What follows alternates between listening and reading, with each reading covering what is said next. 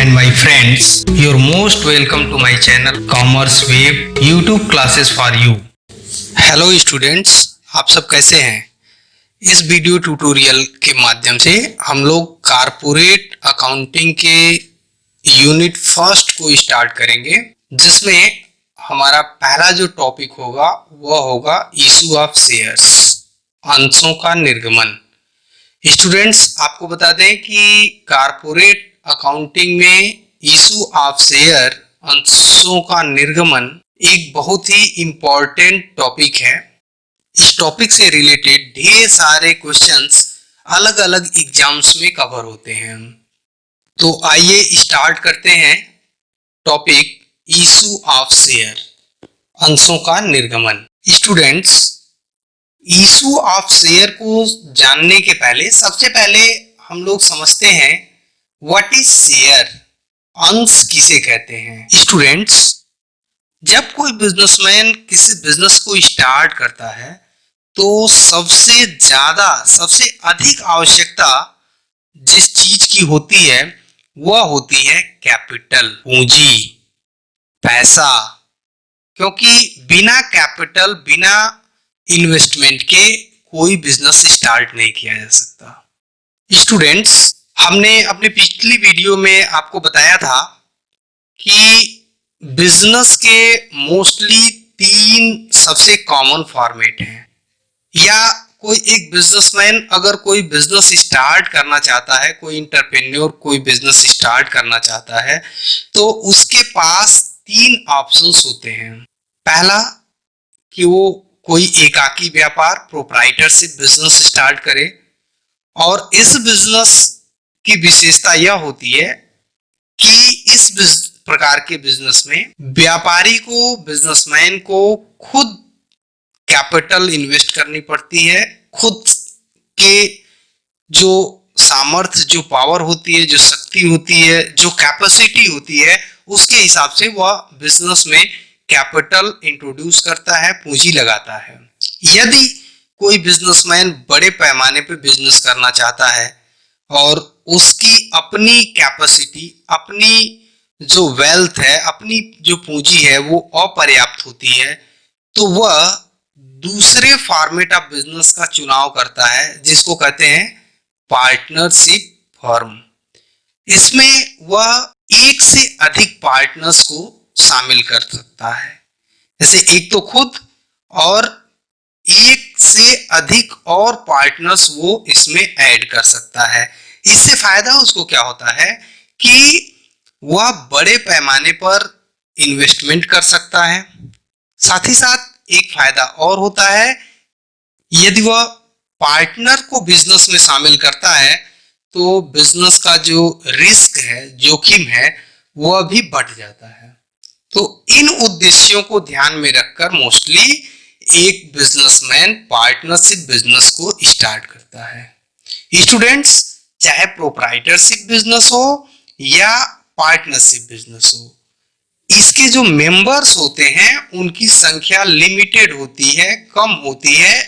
Proprietorship में तो एक ही पर्सन होता है, जबकि पार्टनरशिप फर्म में एक से ज्यादा पर्सन होते हैं। जबकि तीसरा जो फॉर्मेट है वह है कंपनी का, ज्वाइंट स्टॉक कंपनी का, कारपोरेट का। बिजनेस के इस फॉर्मेट में लार्ज स्केल इन्वेस्टमेंट होता है, बड़े पैमाने पर पूंजी की आवश्यकता होती है, क्योंकि इसका जो बिजनेस पैटर्न है वो भी लार्ज स्केल होता है, बड़े पैमाने पर बिजनेस होता है।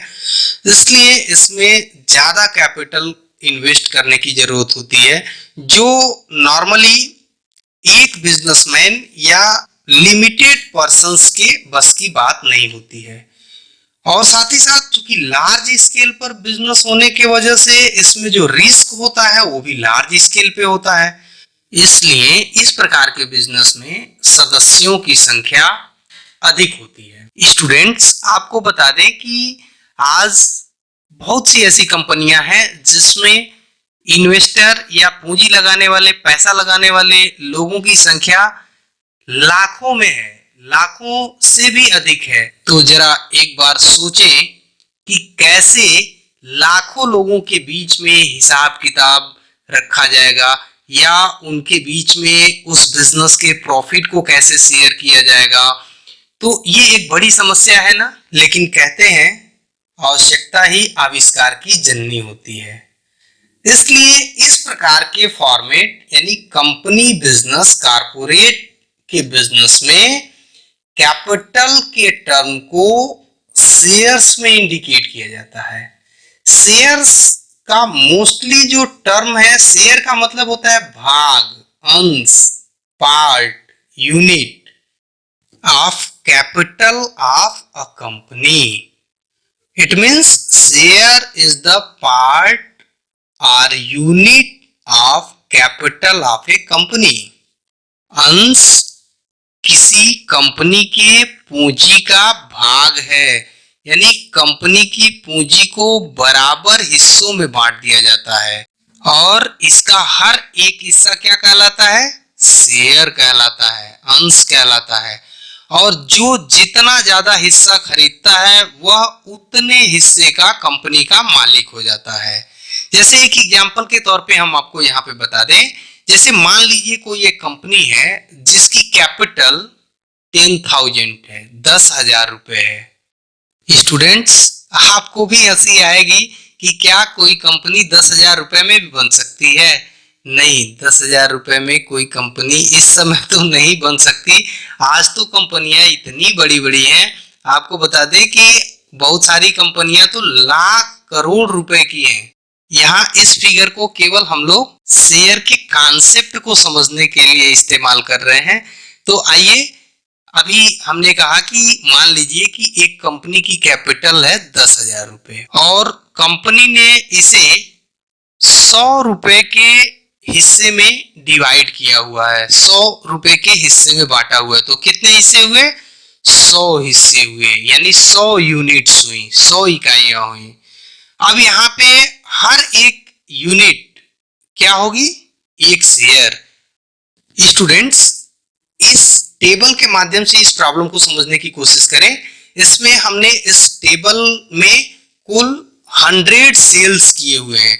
देखिए, इसमें टोटल 10 रोज है और 10 कॉलम्स हैं। तो इस प्रकार इसमें टोटल जो सेल्स बनी है वो है 100। और जैसे हमने अभी कहा था आपको कि यह कंपनी कितने की है? 10,000 रुपए की, और यह कैपिटल जो है वो 10 यूनिट्स में बटी हुई है और हर एक यूनिट है 100 रुपीज की। तो यहाँ हमने हर सेल को 100 रुपीज से इंडिकेट किया हुआ है। अब इसमें हर सेल जो है वो एक शेयर कहलाएगी, एक हिस्सा कहलाएगी, एक पार्ट कहलाएगी। किसकी? तो कंपनी के पूरे कैपिटल की। इस प्रकार जो व्यक्ति जितने हिस्से यानी जितने सेल्स को खरीदेगा या जितने सेल्स को वो परचेज करेगा, उतने हिस्से के बराबर वो कंपनी में ओनर हो जाएगा। अगर कोई एक हिस्सा खरीदता है तो कहा जाएगा उसने कंपनी की कैपिटल का एक शेयर लिया है। इसका मतलब टोटल शेयर कितने हैं? 100, और एक शेयर खरीदा है तो कितने परसेंट का ओनर हो गया? 1% का ओनर हो गया। अगर उसने 10 हिस्से किए हैं तो कंपनी के कैपिटल का या कंपनी में वो कितने परसेंट का ओनर हो जाएगा? 10% का ओनर हो जाएगा। और कहेंगे कि उसके पास 10 शेयर्स हैं या 10% होल्डिंग्स हैं। स्टूडेंट्स, कंपनी एक्ट 2013 की सेक्शन 284 में शेयर की डिफिनीशन दी गई है और वहां कुछ इसी प्रकार से शेयर को बताने की कोशिश की गई है, शेयर की डिफिनीशन की गई है। वह है a share represents a unit into which the capital of a company divided. अर्थात एक शेयर एक इकाई को प्रदर्शित करता है जिसमें किसी कंपनी की कैपिटल विभाजित होती है। शेयर एक मूवेबल प्रॉपर्टी की तरह है, एक चल संपत्ति की तरह है जिसका ट्रांसफर हो सकता है, जिसका हस्तांतरण हो सकता है, एक व्यक्ति से दूसरे व्यक्ति को इसका हस्तांतरण हो सकता है। स्टूडेंट्स, जब कोई व्यक्ति किसी कंपनी का शेयर परचेज करता है, खरीदता है, तो कंपनी शेयर खरीदने वाले को एक शेयर सर्टिफिकेट प्रोवाइड करती है, एक शेयर का अंशों का एक प्रमाण पत्र देती है जिस पर कंपनी की कॉमन सील लगी होती है। स्टूडेंट्स, पहले कंपनियों के जो शेयर्स थे वो फिजिकल फॉर्म में होते थे, सर्टिफिकेट के रूप में होते थे, किंतु अब शेयर सर्टिफिकेट फिजिकली या फिजिकल फॉर्म में कोई कंपनी जारी नहीं करती है। अब इसे डीमेट फॉर्म में जारी किया जाता है। अब डीमेट फॉर्म क्या है? स्टूडेंट, जिस प्रकार से हम लोग बैंक में पैसा जमा करते हैं और बैंक हमें एक अकाउंट नंबर देता है, और जब भी हम बैंक से हिसाब किताब लेते हैं तो बैंक क्या बताता है कि आपके अकाउंट नंबर में इतने रुपए जमा है। ठीक इसी प्रकार से शेयर्स के लिए एक अकाउंट का इस्तेमाल किया जाता है और उस अकाउंट का नाम है डीमेट अकाउंट। डीमेट अकाउंट का इस्तेमाल शेयर सर्टिफिकेट को डिपॉजिट करने के लिए किया जाता है। जैसे हम किसी कंपनी का शेयर परचेज करते हैं तो हमारे डीमेट अकाउंट में वह कंपनी शेयर्स को डिपॉजिट कर देती है, और जिस प्रकार से हम बैंक का बैलेंस चेक करते हैं उसी प्रकार से हम अपने डीमेट अकाउंट का स्टेटमेंट निकाल सकते हैं, जिसमें ये पता होता है कि हमने कौन कौन सा शेयर खरीद रखा है, किस कंपनी का कितना शेयर हमारे पास है। और यदि कोई व्यक्ति अपने खरीदे हुए शेयर को किसी अन्य को ट्रांसफर करना चाहता है, किसी अन्य को बेचना चाहता है, तो इसके कुछ प्रोसीजर हैं, इसको भी हम लोग आगे समझेंगे। लेकिन उस समय क्या होता है, तो जो विक्रेता व्यक्ति होता है, जो बेचने वाला होता है, जो सेलर होता है, उसके डीमेट अकाउंट से शेयर जो है, शेयर सर्टिफिकेट जो है वो ट्रांसफर हो जाते हैं और जो परचेज करता है उसके डीमेट अकाउंट में डिपॉजिट हो जाते हैं। यानी सेलर के खाते में माइनस हो जाते हैं और जो परचेज करता है उसके अकाउंट में वो डिपॉजिट हो जाते हैं। तो इस प्रकार से शेयर का ट्रांसफर होता है या शेयर बेचे और खरीदे जाते हैं। डीमेट अकाउंट के लिए हम अलग से एक वीडियो बनाएंगे, तो उसमें आप लोग इस टर्म को ज्यादा ठीक तरीके से समझ पाएंगे। तो यहाँ हम लोग शेयर के बारे में जान रहे थे, और अब तक जो जाना उसमें यह है कि शेयर इज द पार्ट और unit of company's capital, and purchaser of share और holder of share is called share holder of company, and he और she is the owner of company. जब कोई व्यक्ति किसी कंपनी के शेयर खरीदता है तो वह जितने शेयर खरीदता है, जितने अंश खरीदता है, उतने हिस्से के लिए वह कंपनी का ओनर हो जाता है, उतने हिस्से का वह कंपनी की रिस्क को कवर करता है, उतने हिस्से का वह कंपनी के प्रॉफिट को पाने का हकदार हो जाता है, उतने हिस्से के बराबर वह कंपनी की संपत्तियों में मालिकाना हक रखता है। स्टूडेंट्स, कॉन्सेप्ट ऑफ शेयर को समझने के बाद अब हम लोग समझते हैं टाइप्स ऑफ शेयर्स, अंशों के प्रकार। अंश कितने प्रकार के होते हैं? स्टूडेंट्स, किसी भी कंपनी में जो शेयर्स होते हैं वो दो प्रकार के हो सकते हैं। कौन कौन?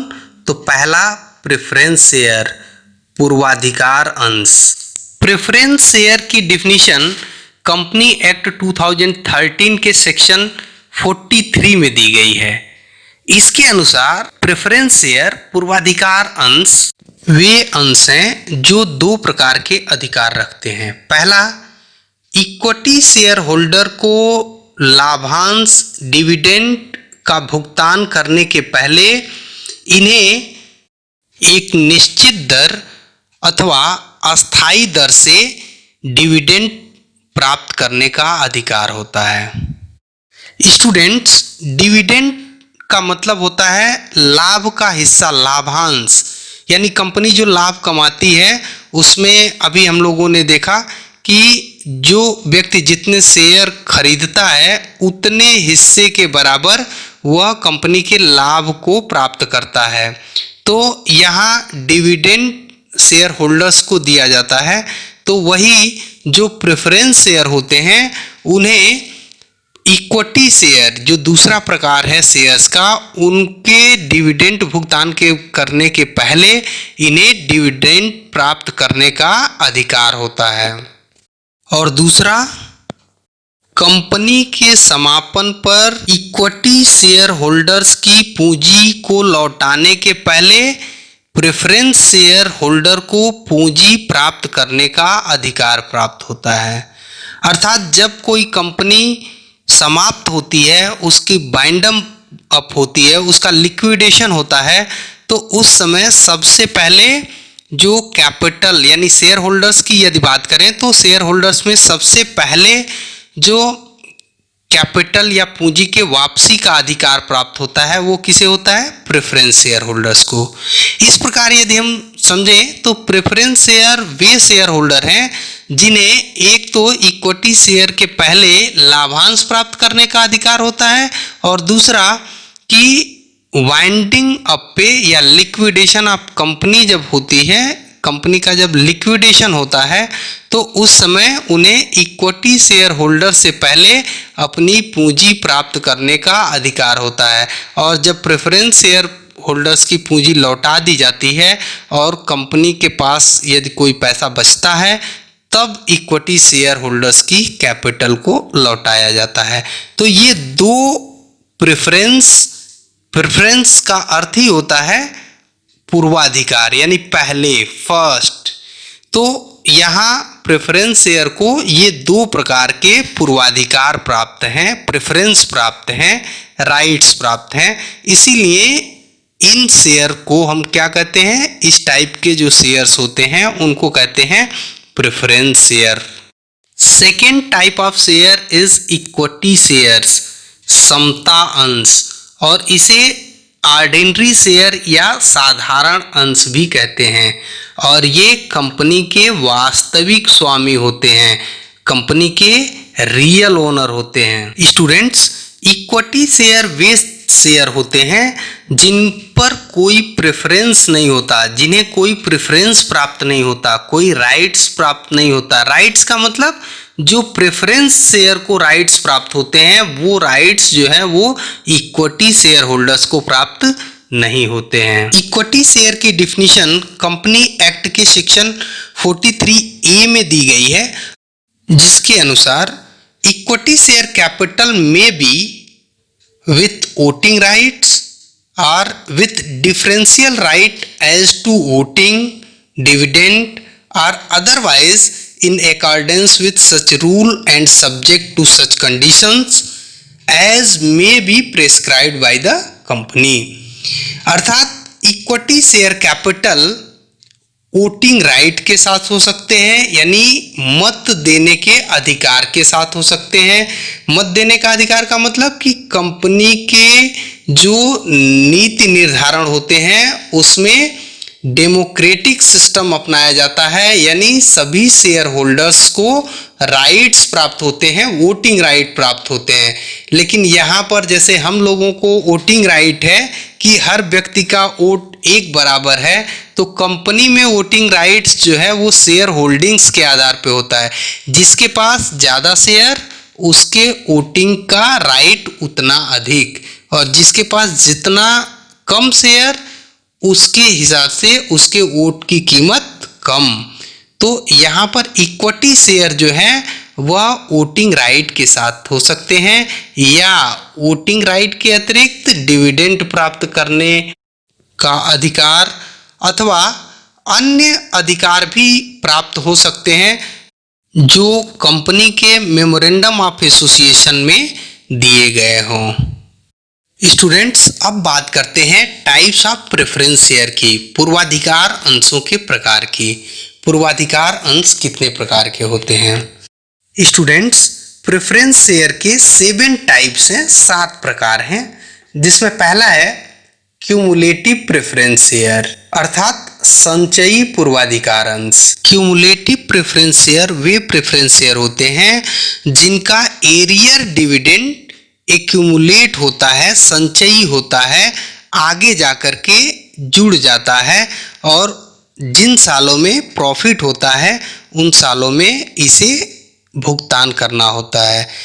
स्टूडेंट्स, हम सब जानते हैं कि प्रेफरेंस शेयर को डिविडेंड प्राप्त करने का राइट्स होता है, अधिकार होता है। यदि कंपनी को किसी साल लाभ प्राप्त न हो अर्थात हानि की स्थिति हो तो उस समय लाभांश देय नहीं होता है, लाभांश का भुगतान नहीं किया जाता, क्योंकि कंपनी एक्ट में प्रावधान है कि लाभांश का भुगतान, डिविडेंड का भुगतान हमेशा आयगत लाभों से ही हो सकता है, हमेशा रेवेन्यू प्रॉफिट से ही हो सकता है, कैपिटल से इसका भुगतान नहीं हो सकता है। तो इसीलिए जिस साल कंपनी में लॉस होता है, हानि होती है, उस साल कोई भी डिविडेंड पेड नहीं होता है। लेकिन यदि प्रेफरेंस शेयर उस कंपनी में है और वो प्रेफरेंस शेयर जो क्यूमुलेटिव प्रेफरेंस शेयर हैं, तो इस प्रकार के शेयर्स का डिविडेंड लॉस वाले ईयर में भी पेबल होता है अर्थात ड्यू होता है, लेकिन वह एरियर के रूप में ट्रांसफर हो जाता है, उस साल उसका भुगतान नहीं किया जाता है। उसका भुगतान कब होता है? तो उसका भुगतान तब होता है जब कंपनी को प्रॉफिट हो। तो जब कंपनी को प्रॉफिट होता है फ्यूचर में, तो सबसे पहले एरियर जो डिविडेंड हैं क्यूमुलेटिव शेयर्स के, क्यूमुलेटिव प्रेफरेंस शेयर के, सबसे पहले उनका पेमेंट किया जाता है, फिर उन्हें उस साल का डिविडेंड भुगतान किया जाता है और यदि उसके बाद कोई डिविडेंड देने लायक कोई प्रॉफिट बचता है तो बाकी शेयर होल्डर्स को उसका भुगतान किया जाता है। तो इस प्रकार क्यूमुलेटिव प्रेफरेंस शेयर वे प्रेफरेंस शेयर होते हैं जिन्हें हर साल डिविडेंड ड्यू होता है, चाहे प्रॉफिट हो या लॉस हो। लेकिन भुगतान हमेशा कब होगा? तो भुगतान या पेमेंट हमेशा उन सालों में होता है जिन सालों में प्रॉफिट हो, और जिन सालों में प्रॉफिट नहीं होता उन सालों का जो डिविडेंड होता है उसे एरियर डिविडेंड कहते हैं, बकाया लाभांश कहते हैं, और यह बकाया जुड़ता जाता है और आगे जिन सालों में प्रॉफिट होता है उन सालों में इसका भुगतान किया जाता है। Second type of preference share is non cumulative preference share, असंचयी पूर्वाधिकार अंश, अर्थात जो पूर्वाधिकार अंश संचयी प्रवृत्ति के नहीं हैं, संचयी प्रकृति के नहीं हैं, उन्हें क्या कहते हैं? तो असंचयी पूर्वाधिकार अंश।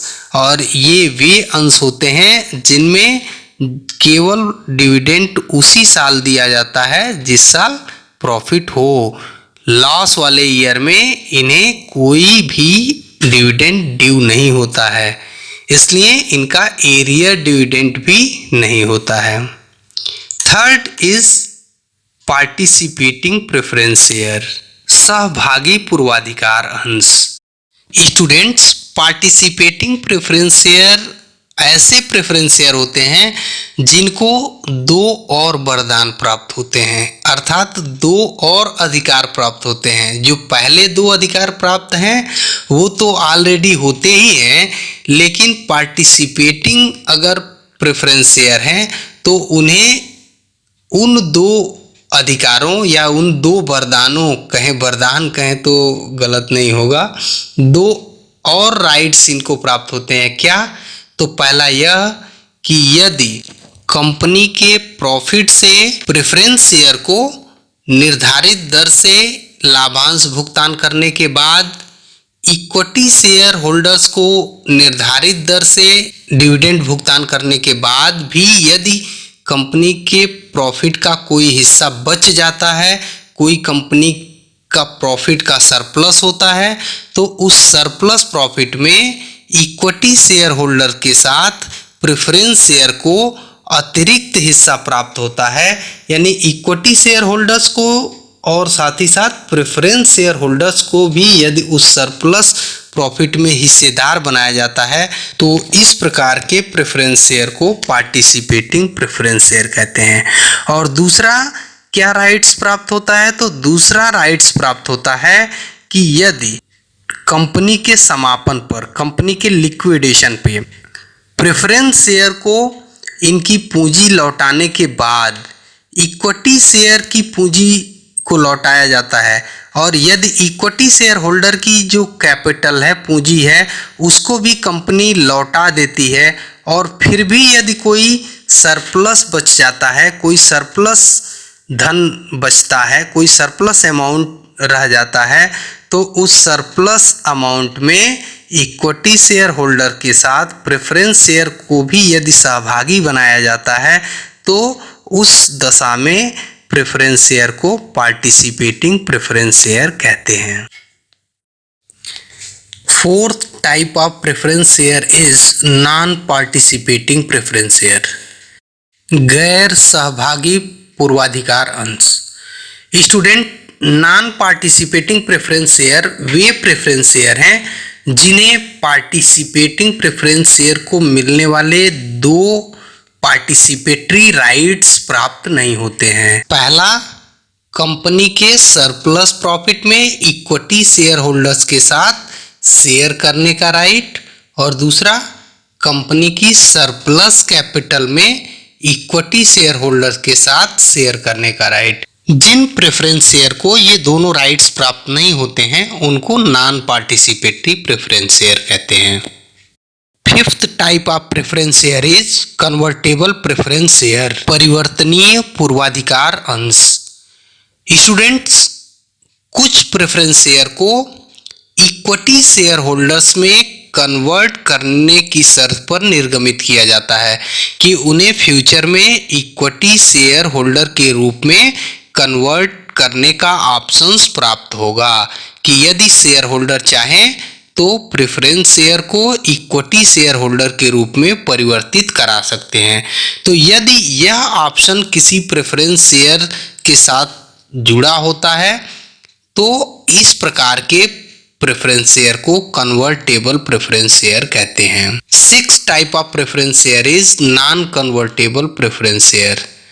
स्टूडेंट्स, जिन प्रेफरेंस शेयर को कन्वर्टेबल प्रेफरेंस शेयर की तरह इक्विटी शेयर में कन्वर्ट करने का ऑप्शन अवेलेबल नहीं होता है, उन्हें नॉन कन्वर्टेबल प्रेफरेंस शेयर कहते हैं। And seventh type of preference share is redeemable preference share, शोधनीय पूर्वाधिकार अंश। स्टूडेंट्स, रिडीमेबल प्रेफरेंस शेयर वे प्रेफरेंस शेयर होते हैं जिनकी पूंजी कंपनी एक्ट की सेक्शन 55 के अंतर्गत अपने जीवन काल में वापस करती है। इस प्रकार के प्रेफरेंस शेयर को रिडीमेबल प्रेफरेंस शेयर कहते हैं। स्टूडेंट, पहले इरिडीमेबल प्रेफरेंस शेयर भी जारी किए जाते थे, यानी जिनका कंपनी अपने जीवन काल में रिडेम्पशन नहीं कर सकती थी, उनकी पूंजी को लौटा नहीं सकती थी। लेकिन अब इस प्रकार के अंशों के निर्गमन पर प्रतिबंध है, यानी कोई भी कंपनी अब इरिडीमेबल प्रेफरेंस शेयर नहीं जारी कर सकती, वह केवल रिडीमेबल प्रेफरेंस शेयर जारी कर सकती है, जिसे कंपनी अपने जीवन काल में निश्चित तौर पर एक निर्धारित अवधि के बाद वापस कर देती है, अथवा शेयर होल्डर्स की डिमांड पर वापस कर सकती है। और यह सुविधा अब सभी प्रेफरेंस शेयर्स को प्राप्त होती है, यानी सभी प्रेफरेंस शेयर जो है वो रिडीमेबल होते हैं, यानी उनका शोधन कंपनी अनिवार्य रूप से करती है। स्टूडेंट्स, जहां तक बात करें इक्विटी शेयर की, तो इक्विटी शेयर एक ऑर्डिनरी शेयर है, साधारण अंश है, इसका कोई टाइप्स नहीं होता है। Normally equity share is the equity share. अब बात करते हैं शेयर कैपिटल की। What is share capital? अंश पूंजी क्या है? तो पहले अब तक जो हम लोगों ने समझा कि कंपनी की जो पूंजी होती है, कंपनी की जो कैपिटल होती है, उसको कहते हैं शेयर कैपिटल। क्यों?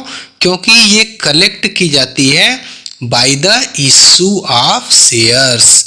इस प्रकार कहें तो share capital is the capital raised bye a company through the issue of shares.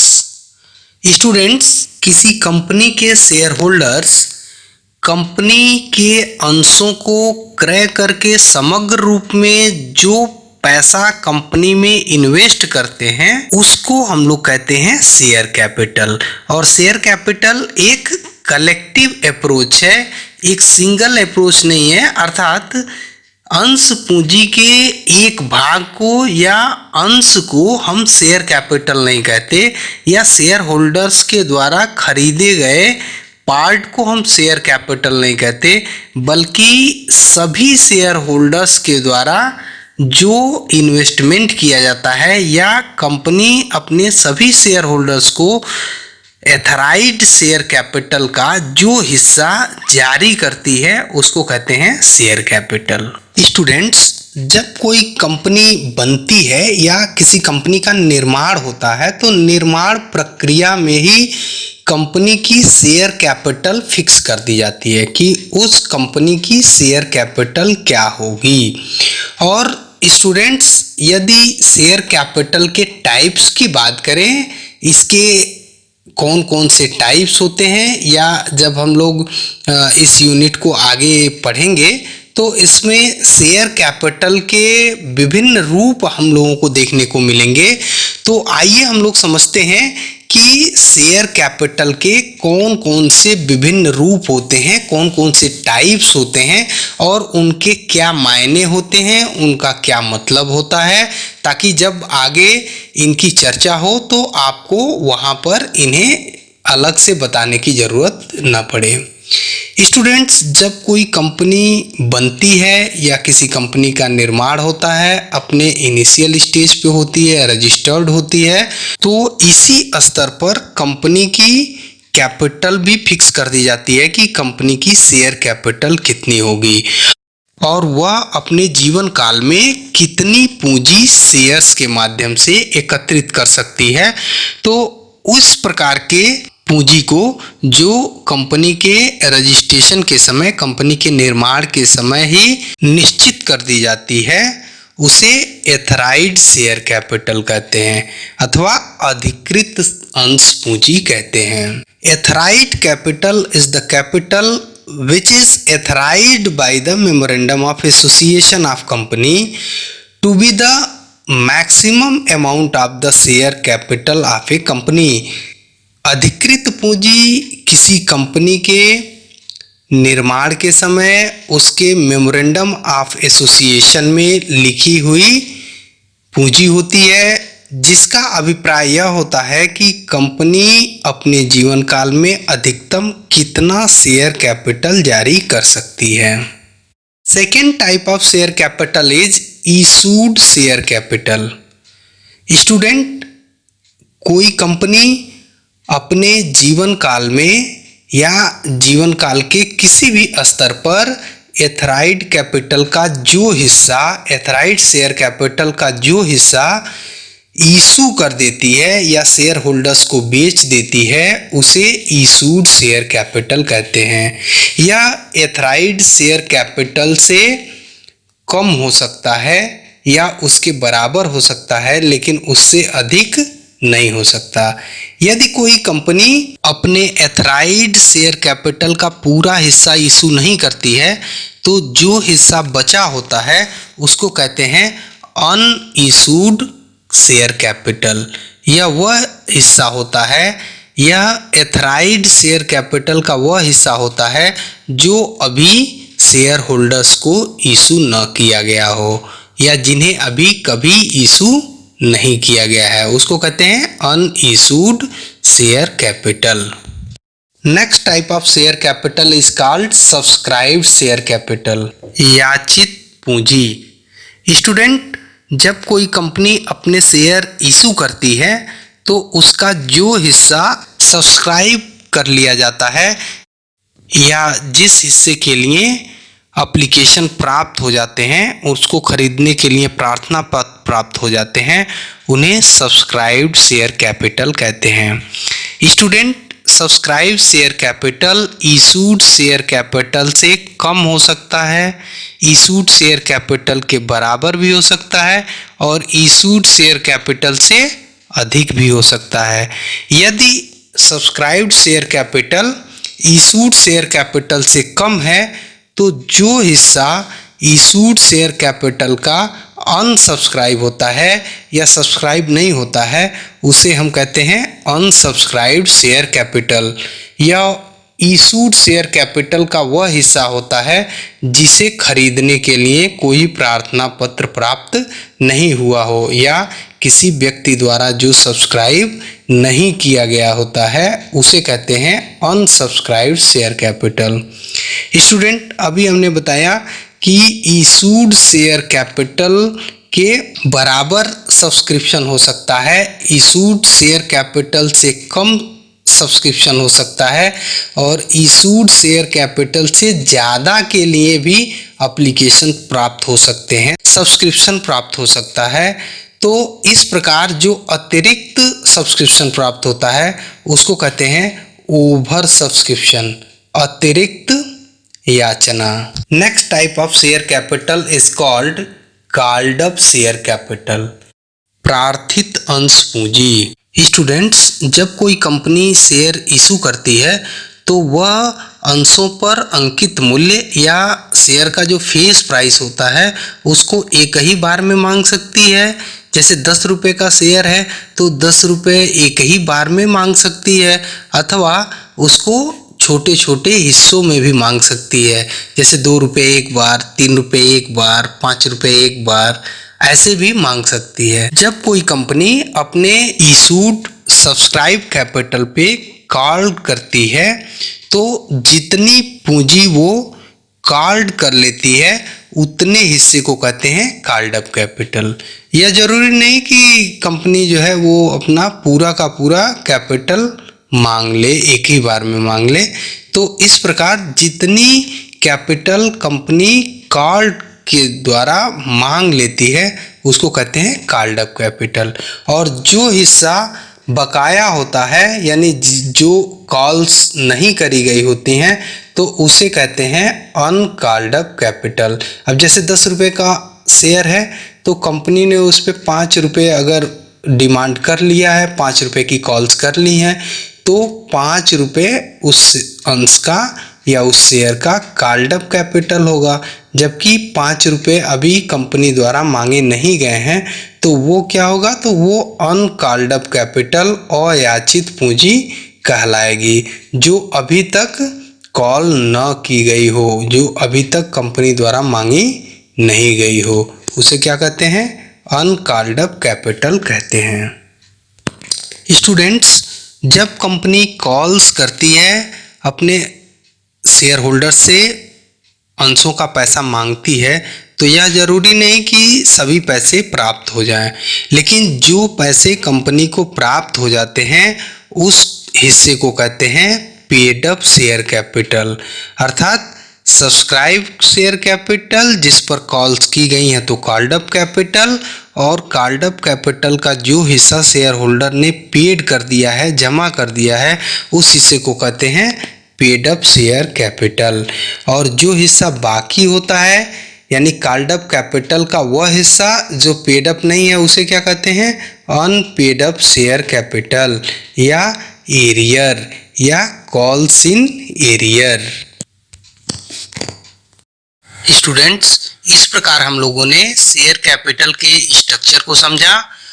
ये सभी टर्म्स कारपोरेट अकाउंटिंग के अध्ययन के दौरान समय समय पर आते रहेंगे, तो हमने सबसे पहले सोचा कि आप सबको इसके बारे में इसका परिचय दे दें, ताकि आगे जब किसी प्रश्न में या कहीं किसी टॉपिक पे ये सारे नाम आए तो वहां पे आपको अलग से इसका डिस्क्रिप्शन न देना पड़े, इसके कॉन्सेप्ट को वहां क्लियर न करना पड़े। तो आशा है कि कैपिटल स्ट्रक्चर्स के ये जो टर्म्स हैं वो आपको अच्छे से समझ में आ गए होंगे। स्टूडेंट्स, अब हम लोग बात करते हैं इशू ऑफ शेयर्स, अंशों का निर्गमन। स्टूडेंट्स, अंशों के निर्गमन या इशू ऑफ शेयर्स से अभिप्राय उस प्रोसेस से है, उस प्रक्रिया से है जिसके अंतर्गत एक कंपनी अंशों का निर्गमन करती है, अपने अंशों को सेल करती है, शेयर होल्डर्स को अपने अंशों को बेचती है। इस पूरी प्रक्रिया को हम इशू ऑफ शेयर्स कहते हैं। और ये सारी जो प्रोसेस होती है वो एज पर रूल्स होती हैं। वो कौन सी रूल्स? तो जो specified by the companies act 2013। Students, जब कोई कंपनी अपने शेयर्स इशू करती है तो शेयर्स का जो कॉन्सिडरेशन होता है, शेयर का जो प्राइस होता है, शेयर का जो मूल्य होता है, वह कंपनी किस प्रकार से प्राप्त कर सकती है और किन रूपों में प्राप्त कर सकती है। तो यहाँ देखें, एक कंपनी जब अपने अंशों का निर्गमन करती है तो वह फुल कंसिडरेशन, यानी अगर 10 रुपए का शेयर है तो 10 रुपए एक ही साथ प्राप्त कर सकती है, वन टाइम, या फुल कंसिडरेशन जो है शेयर्स इशू करते समय ही प्राप्त कर सकती है। स्टूडेंट्स, एक कंपनी अपने अंशों के निर्गमन पर जो कंसिडरेशन प्राप्त करती है, जो पैसा प्राप्त करती है, जो पूंजी प्राप्त करती है, वह दो रूपों में हो सकता है। नॉन कैश आइटम्स में भी हो सकता है, जैसे किसी फिक्स एसेट्स के बदले, like building, land, machinery, furniture etcetera, goodwill, stock आदि के बदले में भी शेयर्स जारी कर सकती है। और इस प्रकार से यदि कोई निर्गमन होता है, अंशों को इशू किया जाता है, तो इस प्रकार के इशू को issue for non cash consideration कहते हैं। और इसके साथ ही कैश कंसिडरेशन में भी एक कंपनी अपने अंशों का निर्गमन कर सकती है, अर्थात कंपनी ने अपने शेयर्स इशू किए और उसके बदले में शेयर होल्डर से पैसे लिए, या कंसिडरेशन अंशों का मूल्य किस में लिया? तो कैश के फॉर्मेट में लिया, पैसे के रूप में लिया। तो इस प्रकार के इशू को कहते हैं issue for cash consideration.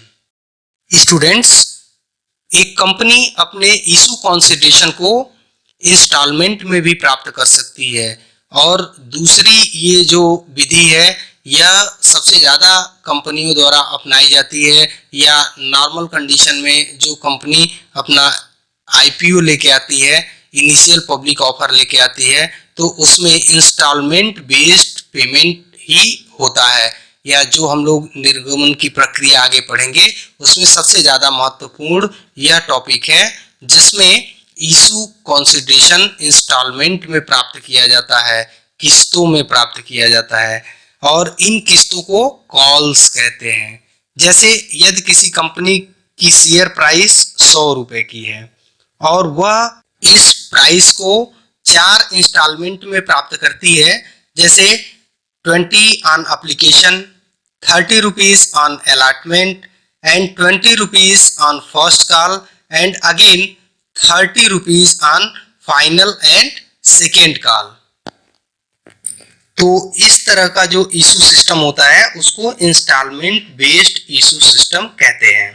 Students, issue का जो तीसरा सिस्टम है वह है इशू विदाउट एनी कंसिडरेशन, अर्थात जब कोई कंपनी अपना शेयर बिना किसी प्रतिफल के, बिना किसी प्राइस के, बिना किसी पैसे के यदि जारी करती है, तो इस प्रकार के इशू को कहते हैं इशू फॉर नॉन कंसिडरेशन, या issue of share without any consideration. और इस प्रकार का जो इशू है, इसमें सबसे कॉमन जो इशू है उसको कहते हैं issue of bonus share. Students, bonus share का जो कॉन्सेप्ट है कि जब कोई कंपनी अपना कोई इशू अपने एग्जिस्टिंग शेयर होल्डर को, जो जिन्होंने पहले से कंपनी के शेयर खरीद रखे हैं, उन्हें जब कोई शेयर बिना पैसे के इशू करती है तो उसको कहते हैं बोनस शेयर। और कंपनी ऐसा तब करती है जब कंपनी का जो रिजर्व है, जो प्रॉफिट का सरप्लस है, वो कंपनी के पास ज़्यादा होता है और कंपनी इसका कैपिटलाइजेशन करना चाहती है, इसे पूंजी के रूप में बदलना चाहती है, तो उतने रिजर्व के बदले में कंपनी शेयर्स इशू कर देती है। और किसे देती है? तो अपने सभी एग्जिस्टिंग शेयर होल्डर, अपने सभी वर्तमान शेयर होल्डर्स को इशू का विभाजन करके तय संख्या में शेयर से अलॉट कर देती है और इस प्रकार के इशू को कहते हैं बोनस इशू और यह विदाउट एनी कंसिडरेशन होता है, बिना किसी पैसे या प्रतिफल के होता है।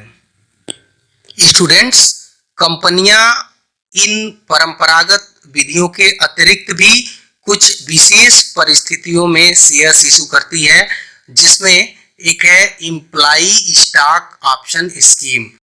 इसे एक दूसरे नाम से भी जानते हैं एम्प्लॉई स्टॉक ऑप्शन प्लान। इनको शॉर्ट फॉर्म में भी दिया जाता है। एम्प्लॉई स्टॉक ऑप्शन स्कीम को ESOS स्कीम कहते हैं और दूसरा एम्प्लॉई स्टॉक ऑप्शन प्लान को ESOP का नाम देते हैं, यानी एम्प्लॉई स्टॉक स्कीम यानी ESOS या employee stock option plan ESOP। Students, इस स्कीम के अंतर्गत कंपनीज अपने एम्प्लॉइज को कंपनी की ओनरशिप प्रोवाइड करने के उद्देश्य से कंपनी के एम्प्लॉइज को इशू में कुछ प्रेफरेंस देती है, कुछ राइट्स देती है। जैसे उन्हें अलॉटमेंट में प्रेफरेंस प्राप्त होती है, अर्थात उन्हें पहले अलॉटमेंट प्राप्त होगा।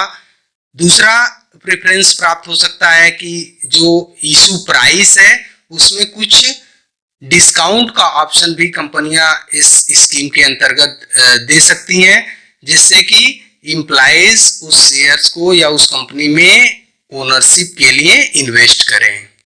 और ऐसा करके कंपनीज अपने एम्प्लॉइज को मैनेजमेंट में प्रतिभाग करने का अवसर देती है और साथ ही साथ उनके अंदर एक ओनरशिप मेंटालिटी डेवलप करती है, जिससे कि वह कंपनी के प्रति ज्यादा लायबल हो और कंपनी को ज्यादा फायदा कराएं या कंपनी के लाभ को और अधिक करने में अपना पूरा मनोयोग लगाएं। एम्प्लॉई पार्टिसिपेशन के लिए एक दूसरे टाइप का भी इशू है, जिसको कहते हैं स्वेट इक्विटी इशू।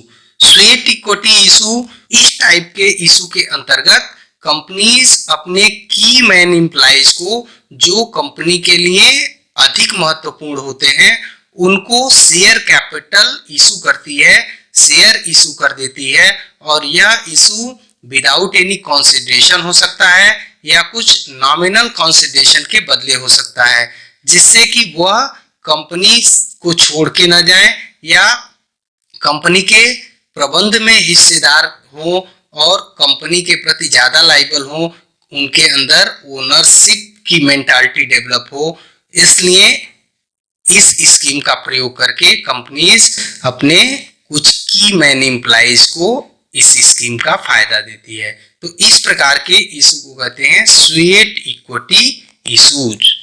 इस प्रकार के इशू के अंतर्गत कंपनियां अपने डायरेक्टर्स को, अपने कुछ विशिष्ट एम्प्लॉइज को या ऐसे एम्प्लॉइज जिनके पास कोई विलक्षण प्रतिभा हो और वह कंपनी में की मैन्स के रूप में हो, उन्हें शामिल करती है। स्टूडेंट्स, आप सबने कंपनीज के क्लासिफिकेशन को पढ़ा होगा। इसमें महत्वपूर्ण जो क्लासिफिकेशन है, इसमें कंपनीज को दो वर्गों में बांटा जाता है। एक है प्राइवेट कंपनी, निजी कंपनी। स्टूडेंट्स, प्राइवेट कंपनी की डिफिनीशन कंपनी एक्ट की सेक्शन 2 सबसेक्शन 68 में दी गई है, जिसके अनुसार private company means a company having a minimum paid up share capital of 1 lakh rupees और much higher paid up capital as may be prescribed and which by its article first restricts of right to transfer its shares. Second, except in case of one person company, limits the number of its member to 200. And third, prohibits any invitation to the public to subscribe for any securities of the company. अर्थात private company वह company है या private company का आशय ऐसी company से है जिसमें कम से कम 1 लाख रुपए की कैपिटल हो या इससे अधिक की शेयर कैपिटल हो और साथ ही साथ उसके जो आर्टिकल्स हैं वो कुछ रिस्ट्रिक्शंस करते हैं। जैसे पहला जो रिस्ट्रिक्शंस है वह कि प्राइवेट कंपनी अपने शेयर्स का हस्तांतरण नहीं कर सकती, अर्थात कंपनी के शेयर्स का ट्रांसफर नहीं हो सकता, एक व्यक्ति से दूसरे व्यक्ति को सेल नहीं हो सकता है। दूसरा, एक व्यक्ति कंपनी को छोड़ करके बाकी प्राइवेट कंपनीज में जो मैक्सिमम नंबर ऑफ मेंबर्स हैं, maximum number of share holders हैं, वो 200 से अधिक नहीं हो सकते। और तीसरा, प्राइवेट कंपनी को पब्लिक सब्सक्रिप्शन जारी करने की मनाही होती है कि वह अपने अंशों को इशू करने के लिए पब्लिक इशू जारी नहीं कर सकती या सामान्य जनता को अंशों के क्रय करने के लिए आमंत्रित नहीं कर सकती। तो यह 3 रिस्ट्रिक्शंस के साथ यदि कंपनी की शेयर कैपिटल 1 लाख या इससे अधिक की है तो वह कंपनी प्राइवेट कंपनी कहलाती है। Second type of company is public company, सार्वजनिक कंपनी। सार्वजनिक कंपनी या पब्लिक कंपनी की डेफिनेशन कंपनी एक्ट की सेक्शन 2 सबसेक्शन 71 में दी गई है, जिसके अनुसार public company means a company which is not a private company and has a minimum paid up share capital of 50 lakh rupees. 5 lakh rupees or much higher paid up capital as may be prescribed. अर्थात सार्वजनिक company या public company वह company होती है जो private company न हो और जिसकी पेड अप कैपिटल कम से कम 5 लाख रुपए या इससे अधिक की हो, जैसा कि उसके आर्टिकल ऑफ एसोसिएशन में दिया गया हो, जैसा कि उसके मेमोरेंडम ऑफ एसोसिएशन में वर्णित हो। स्टूडेंट्स, एक पब्लिक कंपनी अपने शेयर्स इशू करने के लिए जिन प्रविधियों को अपनाती है, जिन मेथड्स का इस्तेमाल करती है, उसमें सबसे पहला जो मेथड है वह है पब्लिक ऑफर, जनता को निर्गमन या सार्वजनिक निर्गमन। स्टूडेंट्स, इसके अंतर्गत पब्लिक कंपनी अपने शेयर्स को जारी करने के लिए प्रॉस्पेक्टस इशू के थ्रू कॉमन पब्लिक को शेयर खरीदने के लिए ऑफर करती है। इसके अंतर्गत कंपनी 3 प्रविधियों को अपना सकती है, जिसमें पहला है initial public offer IPO। Students, जब कोई पब्लिक कंपनी पहली बार फर्स्ट टाइम अपने शेयर्स को इशू करती है तो उसको कहते हैं IPO। Students, second type of public offer is further public offer FPO।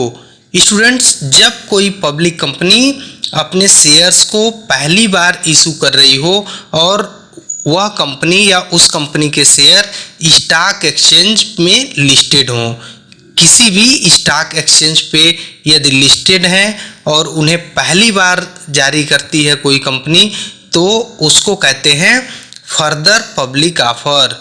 यह फर्स्ट टाइम, यह भी एक IPO की तरह है, एक इनिशियल पब्लिक ऑफर की तरह है, लेकिन यहाँ अंतर यह होता है कि वह कंपनी यदि किसी स्टॉक एक्सचेंज में लिस्टेड है और अपना IPO लेके आती है तो इस प्रकार के इशू को FPO फर्दर पब्लिक ऑफर कहते हैं। Third type of public offer is offer for sale. Students, इसके अंतर्गत पब्लिक कंपनी अपने इशू के लिए स्टॉक एक्सचेंज के प्लेटफॉर्म का प्रयोग करती है, यानी यह इशू जो है वह स्टॉक एक्सचेंज के प्लेटफॉर्म के थ्रू होता है।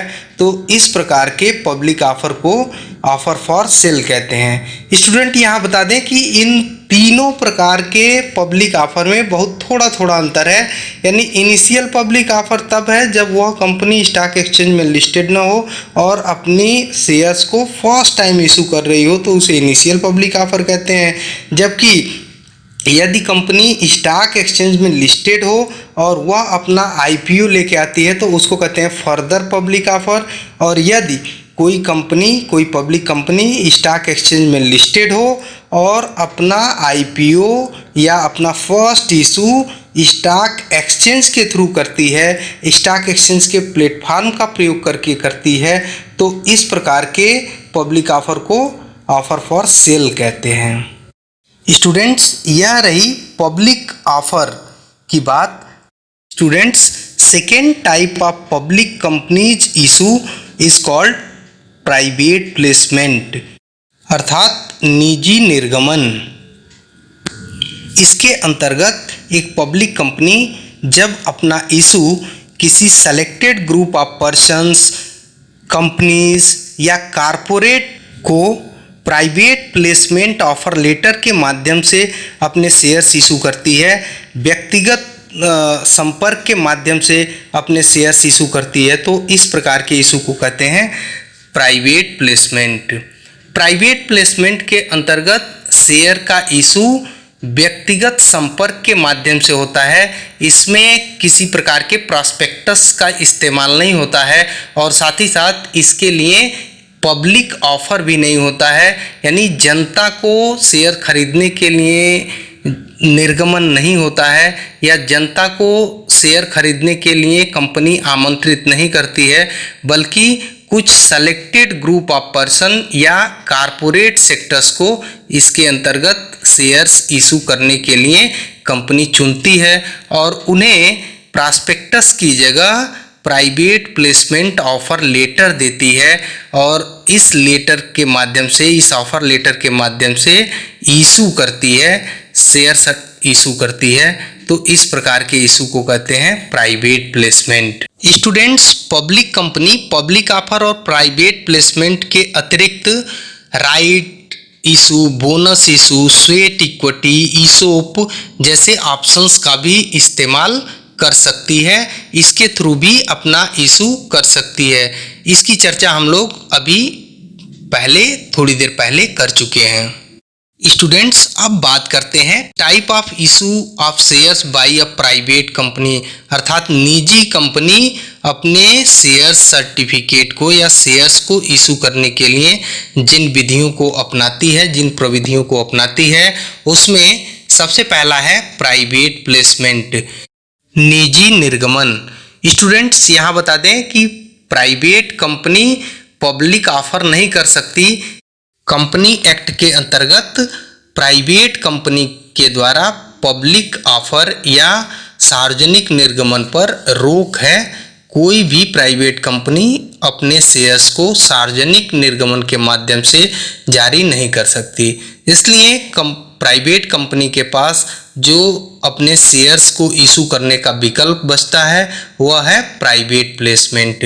इसके अंतर्गत प्राइवेट कंपनी अपने निजी संबंधों का प्रयोग करके कुछ चुनिंदा व्यक्तियों को और कारपोरेट को अपने इशू के लिए चयनित करती है, उनसे कांटेक्ट करती है अपने इशू के लिए और उन्हें प्राइवेट प्लेसमेंट ऑफर लेटर के माध्यम से अपने शेयर सर्टिफिकेट को खरीदने के लिए ऑफर करती है तथा उन्हें अपने शेयर्स इशू करती है। Second type of issue of shares by a private company is right issue और बोनस इशू और ESOP and sweat equity issue. तो इस प्रकार हम लोगों ने देखा कि प्राइवेट कंपनी केवल प्राइवेट प्लेसमेंट और राइट, बोनस या ESOP employee stock option plan या स्वेट इक्विटी के माध्यम से ही अपने शेयर्स को इशू कर सकती है, जबकि पब्लिक कंपनी के लिए 3 ऑप्शंस अवेलेबल हैं। पहला जिसका सबसे ज़्यादा इस्तेमाल करती है पब्लिक कंपनी वह है पब्लिक ऑफर और इसीलिए पब्लिक कंपनियों में मेंबर्स की संख्या, शेयर होल्डर्स की संख्या पर कोई लिमिट नहीं है और इनकी संख्या अनलिमिटेड होती है, क्योंकि जितने लोग भी पब्लिक कंपनी के इशू को परचेज करते हैं, शेयर्स को परचेज करते हैं, वो कंपनी के मेंबर या शेयर होल्डर्स हो जाते हैं।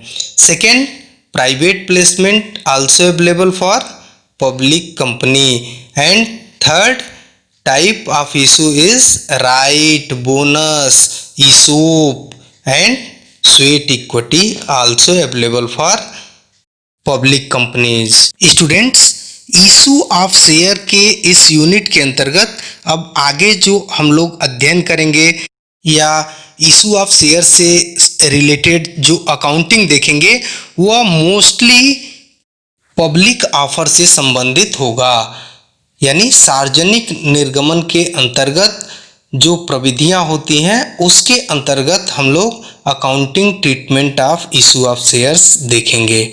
आइए जानते हैं कि जब कोई कंपनी अपना पब्लिक ऑफर करती है तो उसका प्रोसीजर क्या होता है, उसमें किन विधियों को अपनाती है, किन प्रोसेस, किन स्टेप्स को अपनाती है, तो इसको हम लोग देखेंगे procedure of issue of shares में।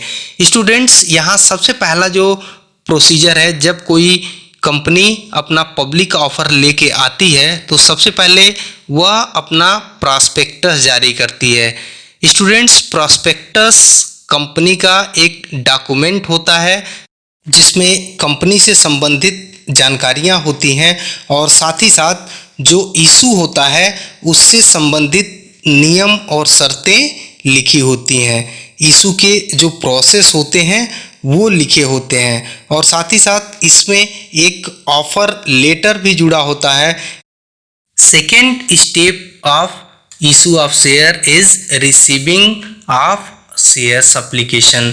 स्टूडेंट्स, यहाँ बता दें कि प्रॉस्पेक्टस में एप्लीकेशन के प्रोसीजर्स होते हैं और एप्लीकेशन का प्रारूप दिया होता है जिसका प्रयोग करके जो लोग कंपनी के शेयर्स में इन्वेस्ट करना चाहते हैं, कंपनी के शेयर्स को परचेज करना चाहते हैं, वे कंपनी से शेयर्स परचेज करने के लिए एप्लीकेशन देते हैं और फिर वह कंपनी उन एप्लीकेशंस की स्क्रूटनी करती है और उनको शेयर सर्टिफिकेट अलॉट करती है। अगर वो एलिजिबल होते हैं तो उन्हें कंपनी शेयर सर्टिफिकेट अलॉट करती है और उन्हें एक एक्नॉलेजमेंट देती है, उनको एक सूचना देती है कि उन्हें उनके द्वारा दिए गए आवेदन के अनुसार अथवा कंपनी द्वारा तय की गई संख्या में शेयर सर्टिफिकेट अलॉट हो चुके हैं।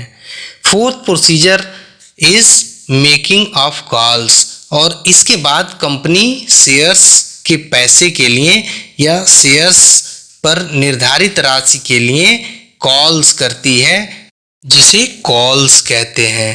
इस प्रकार देखें तो process 1 issue of prospectus, second receiving of shares applications, third is allotment of shares and fourth is making calls. Students, इस प्रकार हम लोगों ने इशू ऑफ शेयर्स से संबंधित टर्म्स को इस वीडियो में समझा और अगले वीडियो में इसके सेकेंड पार्ट में हम लोग कवर करेंगे accounting for issue of shares. धन्यवाद। आशा है कि आपको इस वीडियो में दी गई जानकारी समझ में आई होगी और यदि आपका कोई प्रश्न हो, जिज्ञासा हो तो आप हमें कमेंट बॉक्स में लिख सकते हैं। स्टूडेंट्स, यह वीडियो अगर आप हमारे YouTube चैनल पे देख रहे हैं तो चैनल को सब्सक्राइब करें, नोटिफिकेशन बेल को ऑन करें जिससे कि आपको हमारी आने वाली वीडियोज़ की नोटिफिकेशन प्राप्त होती रहे। और यदि इस वीडियो को आप हमारे फेसबुक पेज पर देख रहे हैं तो पेज को लाइक करें, वीडियो को शेयर करें। धन्यवाद।